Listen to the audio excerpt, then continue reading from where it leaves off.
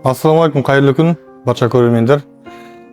Мынау ұлттық мектеп лигасы аясында өткізіліп жатқан баскетболдан 5-6 сыныптар аралығындағы баскетбол жарысына кешеден бері 2 күн қатарынан болып жатқан жарысқа ұлыма жанкүйер болып келіп жатырмыз. Ойын әдемі сәтті өтіп жатыр. Мен Темірболат Әлішердің әкесімін.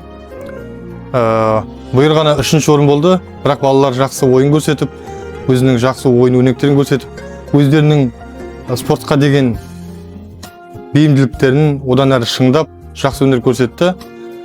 Осынау жарысқа дайындаған жаттықтырушыларына, ұстаздарына, үлкен ата-аналарынан үлкен алғыс білдіреміз. Әрқашанда балаларымыздың жетістігі көп болсын, осындай үлкен биік шыңдарды бағындырып, еліміздің атын шығарар үлкен спортшы болсын, білімді болсын, сауатты болсын дейміз. Осынау Сәкен мектебінің оқушыларын 3-ші орын жүлделерімен шын жүректен құттықтаймын.